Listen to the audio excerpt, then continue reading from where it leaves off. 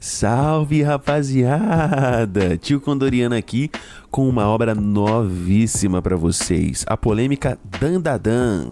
Então chega no like, se inscreve e sem mais enrolação, vamos que vamos! O anime começa com o namorado mais tóxico de todos os tempos dizendo que cancelou o encontro porque a mina não deu grana pra ele e que se ela quisesse manter o encontro, era só liberar o Pix. E esse careca, que não é bonito nem nada, ainda teve a coragem de falar que a menina teria que pagar o hotel ainda. A mina, cheia de raiva e de razão, já vira soltando uma bicuda, que é defendida pelo carequinha. E esse defensor dos direitos iguais acaba jogando a menina no chão e ela xingando o rapaz de tudo quanto é nome. Na verdade, ela estava lembrando do que aconteceu e as amigas, ao invés de dar força e apoio, fica naquela vibe de "eu sabia, eu te avisei", coisa de gente babaca mesmo. E a guria falou que tava namorando o cara só porque ele parecia com um tal de Ken Takakura. Cena seguinte, ela andando pelos corredores da escola que nem um zumbi, quando vê um garotinho com cabelo de cuia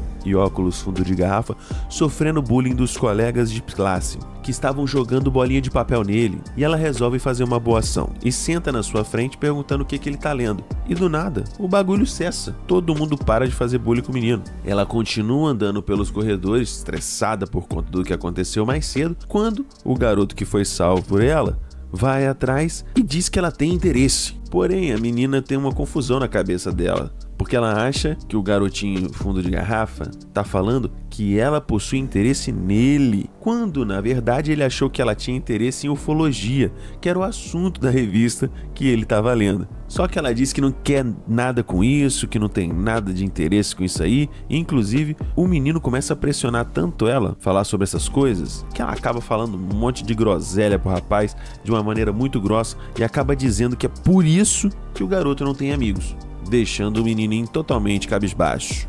E é aí que ela vai embora, deixando o nosso pequeno Manabu totalmente desolado. Eu falo Manabu porque ele tem uma carinha de Manabu, não? Só que aí bate um arrependimento daqueles e ela pede desculpas, pega a revista do garoto que caiu no chão e diz que ela não acredita em aliens, mas acredita em espíritos, em fantasmas. E é aí que a vez do menino cair na gargalhada, fazer bullying com ela, né, praticamente, dizendo que isso não existe, e eles começam uma discussão ferrenha, ela acreditando em fantasmas e ele dizendo que acredita em alienígenas. As amigas dessa menina aparecem, uma inclusive com uma maquiagem totalmente esquisita, dizendo que estão aliviadas porque ela largou essa história de Ken Takakura e parece estar focada nesse nerdinho aí. Os dois fazem uma aposta de que se um provar que o que ele acredita realmente existe, o outro terá que se tornar servo dele para todo sempre. E vamos direto pra noite da menina entrando dentro de um hospital abandonado, cagada de medo. Ela continua vagando pelo hospital, conversando com o garoto pelo telefone, quando um vulto se locomove à sua frente, só que ela nem percebe.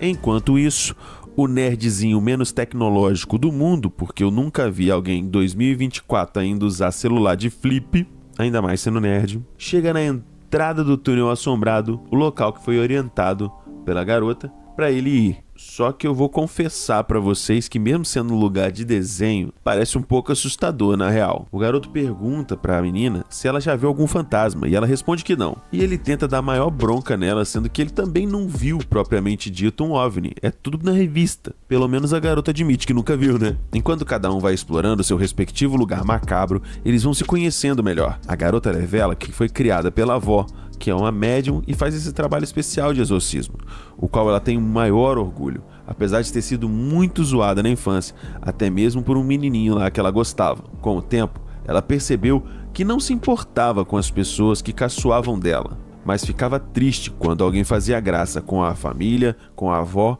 ou com o que a avó fazia. E é por isso que ela acredita em fantasmas. A menina tenta fazer com que o garoto revele o motivo pelo qual ele gosta de alienígenas, mas o garoto desconversa.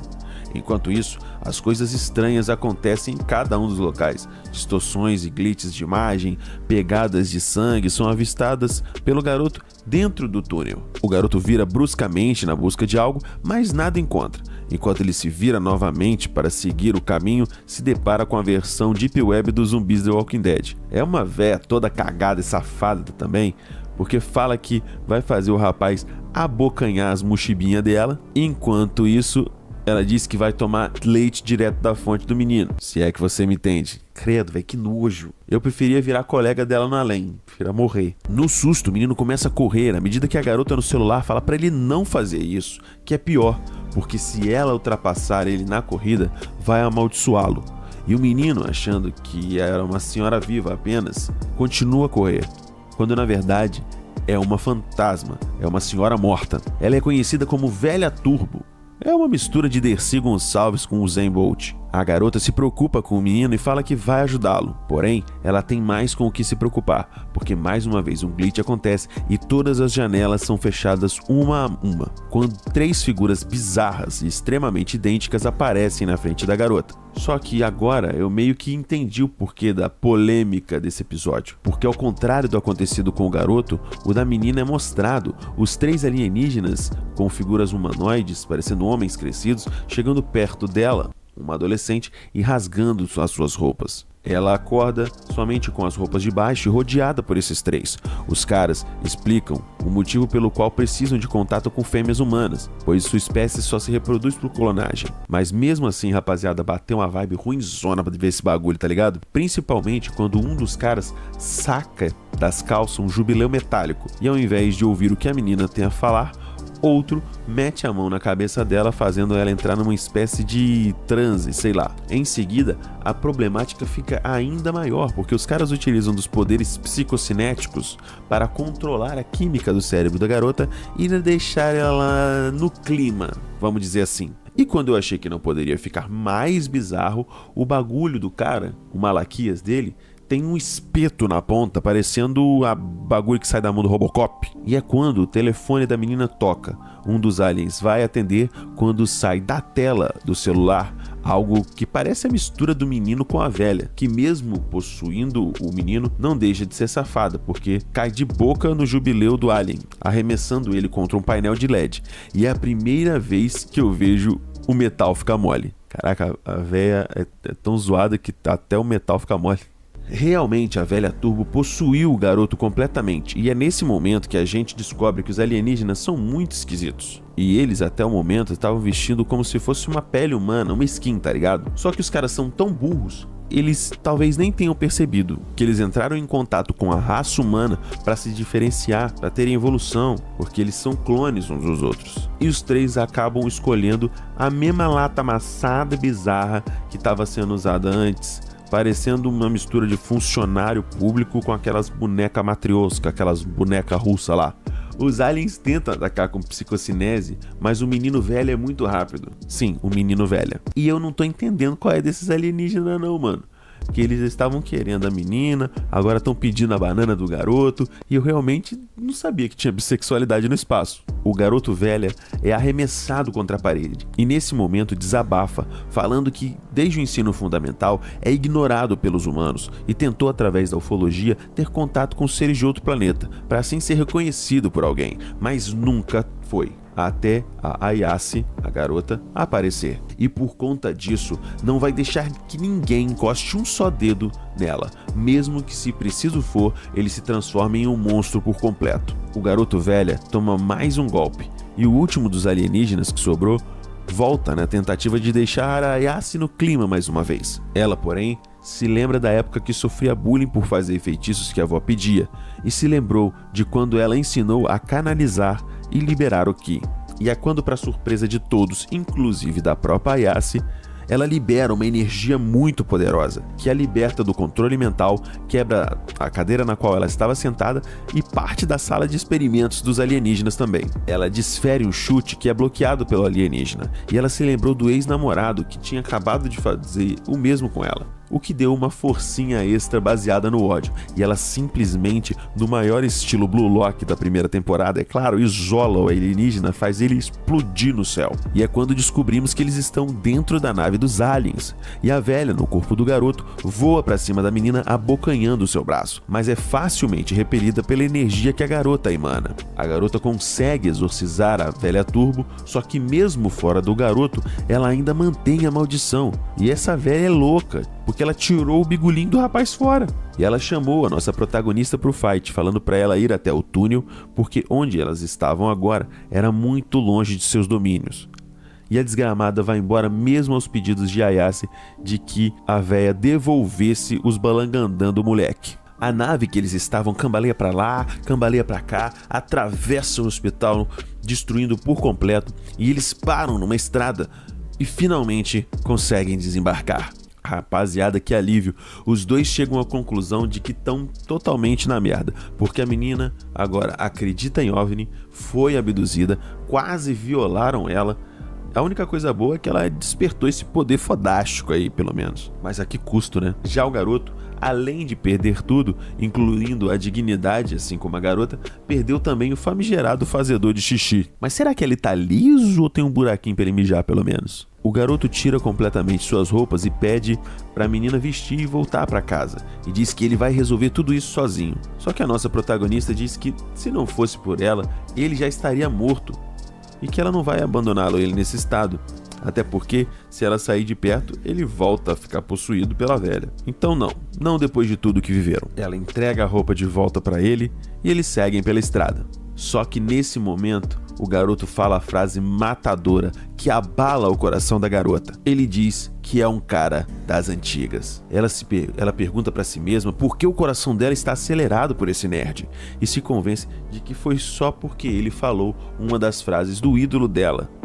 Quem ela tem o crush? O tal do Ken Takakura. E agora que o brioco meu e seu que tá assistindo agora vai cair da bunda, porque ela pergunta o nome do garoto. E qual é o nome do rapaz? Exatamente, Sérgio Malandro. Brincadeira, te peguei. É Ken Takakura, rapaziada. Aí explode coração, explode nave, explode tudo, explode também o dedo nesse like, meu amigo. Se inscreve no canal para não perder mais nenhum episódio desse anime, que por mais que tenha começado bem controverso, eu acho que eu vou continuar. Vai depender de vocês. Então ativa o sininho para não perder nada do que vai rolar aqui no canal. Tio Condoriano se despede, valeu e tchau! Salve, rapaziada! Tio Condoriano aqui. Episódio seguinte de Dandadan, o anime do menino sem pinto. Episódio 2, a nossa protagonista está dizendo que nega e não acredita que o nome do guri é Ken Takakura. E quando ele confirma, ela se joga no chão e começa a se debater que nem a criança mimada, mano. Que doente. Como ela perdeu a concentração, a maldição do menino aflora e o garoto Ken começa a falar como se fosse a velha Turbo e que vai colocar certas coisas na boca. A garota na mesma hora retorna com a contra-maldição, mas ao custo de arremessar o nosso menino na parede, e instituiu uma regra. O nome dele é proibido e agora irá chamá-lo de Okarun, já que ele gosta de mexer com o culto. Mó sacanagem, mano. Quando o menino arruma um amigo, já sofre bullying. Ela continua pressionando tanto o nosso guri que acaba tomando um peidão na cara. Mas finalmente amanhece e eles não precisam se preocupar com o espírito da velha, não é mesmo? Ou pelo menos é isso que a gente pensava. Momo leva o Ken para sua casa, a fim de conversar com a sua avó sobre o ocorrido, já que a velha é exorcista. Só que assim que o menino tenta passar pelo portal de entrada, ele entra em combustão espontânea e só não morre porque a garota arremessa ele na água da plantação de arroz com o seu poder paranormal. Ela reparou no talismã de proteção colado em uma das hastes do portal e o remove. E todo torto o menino consegue passar pela entrada, mas não sem antes ganhar um corpo ardendo em queimaduras e um cabelo que parece que ele fez permanente. Eles vão até o quarto dela, Momo pede para que ele fique do lado de fora para que ela consiga se trocar, mas no momento em que ela fecha a porta, o espírito maligno volta de novo. Então ele entra no quarto com a promessa de que ficaria de frente para a parede. E assim o faz, o mano é de palavra, pô. A guria termina de se trocar e oferece algumas roupas pro rapaz. Ao mesmo tempo pede para ver o jubileu do garoto, que pergunta se tá ali mesmo, né? E quando ele vai conferir, ele se espanta em saber que ele tá lisinho, sem nada, tipo boneca Barbie. Eu só não entendi qual foi da surpresa, porque não era essa a maldição, ela roubar o bigolim dele? E não bastasse tudo isso, ainda é zoado pela amiga, entre muitas aspas. O garoto coloca algumas roupas e Momo diz que ele está agindo como se a culpa fosse dela, o que realmente é verdade. Mas o Ken não era obrigado a ir lá e nem ela de ir no hospital. E assim o clima pesa, com o Okarun dizendo que ele não perderia a oportunidade de fazer amigos e pede desculpas por envolvê-la em algo tão perigoso e diz que tudo bem ela voltar a ignorá-lo. A menina, toda trabalhada no Tough Love, diz que se irrita com esse esse jeito do rapaz de supor o que as pessoas pensam ou deixam de pensar. E que ele só não tem amigos por se distanciar das pessoas. Ele chama ela de vaca feia e também de insensível, já que fala tudo que vem em mente sem pensar e eles começam a discutir. E nesse momento, uma campainha toca.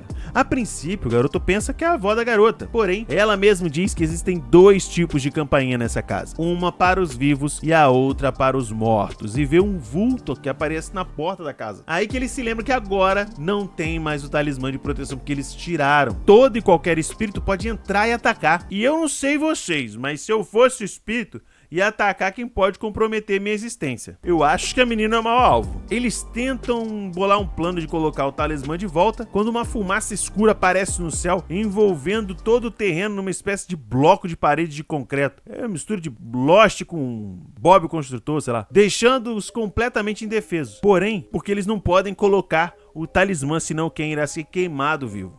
E ambos começam a sangrar muito pelo nariz. Momo olha para trás e vê o que aparentemente é uma versão gigante e mecânica de um colonizador europeu gritando que eles quebraram a promessa. E a coisa gigante tenta dar um soco. Eles conseguem desviar, mas a coisa acerta o talismã. E eles nesse momento se entreolham e veem que não é uma assombração. E começam a correr loucamente. Eles continuam correndo, esse troço tenta dar um tapa neles, eles desviam, mas só o deslocamento de ar já faz com que eles voem longe e eles batem na vidraça de uma das janelas das construções do terreno. A criatura tenta pegar eles novamente, quebrando a casa por completo. E aí que eu vi que eu me enganei, que na verdade não é colonizador não, é um lutador de sumô gigante. De onde eu tirei colonizador europeu? Tô doido. A criatura fica gritando, pedindo a banana do menino. E lá ele. Nosso garoto chega à conclusão de que é sim um alienígena, provavelmente aliado dos que eles enfrentaram anteriormente. Também fala que pode existir uma conexão entre fantasmas e alienígenas, e que se uma pessoa vê um, também vê o outro. A Momo reclama que não vai conseguir enfrentar essa coisa enquanto estiver segurando a maldição do garoto. E o nosso menino resolve que irá enfrentar a criatura encarando a própria mão, que já está distorcida pela maldição da velha Turbo. Então a estratégia deles é que a Momo consiga apenas preservar a mente do Ken, enquanto ele utiliza os poderes da velha Turbo para enfrentar a criatura gigante. E assim o faz, pois no último segundo eles conseguem, e o menino é quem salva a nossa garota de ser esmagada pelo poder do lutador de sumô gigante. Ele começa a se sentir meio deprê, mesmo com a mente dele intacta, e fica falando frases do tal Ken Takakura, deixando a menina completamente envergonhada, a ponto de ficar dando chutes na região pélvica do rapaz, ali na zona do agrião, tá ligado? Ainda bem que ele não tem nada ali, mano, que isso aí ia doer, é uma brincadeira. A criatura gigante tenta esmagar Ken com a palma das mãos, mas ele utiliza o poder e corta os dedos de uma das mãos do lutador gigante. Aí, o moleque tá estiloso, tá? Nessa hora ele bota uns 4 litros de ketchup pra fora e desmaia. E pra não ser esmagado pela criatura, Momo utiliza de seus poderes e puxa o rapaz com o poder da mente pra perto dela. Eles percebem finalmente, depois de 84 anos que a criatura tá lutando sumô, e segundo a tradição, se ele tocar com a mão direita no chão, ele perde.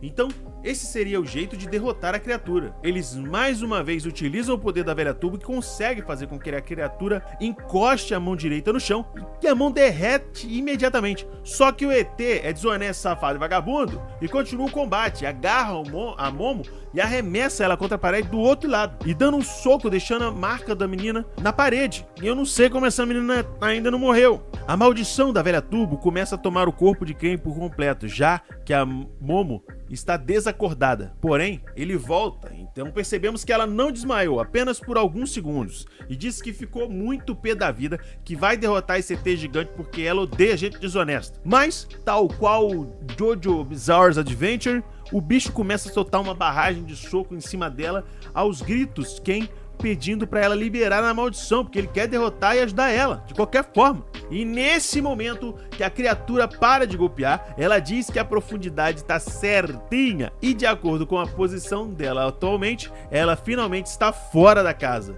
Ela puxa o Ken com seu poder paranormal, também puxa o talismã, prega no portal de entrada, fazendo com que a criatura queime até a extinção. E eu achei bonitinho que ela se preocupou por ter o espaço suficiente para os dois. Você foi da hora aí, ela foi da hora. A cena corta e eles estão do lado de fora, a casa tá toda normal e eles finalmente venceram, rapaziada. Mas a vitória, infelizmente, é comemorada por pouco tempo, pois a Momo, depois de ter usado tanto poder paranormal, ela fica desacordada e desmaia. Não conseguindo continuar a conter a maldição da velha Turbo, ela se manifesta por completo no corpo de Ken, que grita: "Deixa o like no vídeo, rapaziada!" E também não se esquece de se inscrever e ativar o sininho, já para não perder mais nenhum vídeo aqui no canal Tio Condoriano. Obrigado a todo mundo pelo apoio e comentários e vejo vocês numa próxima vez. Falou e fui!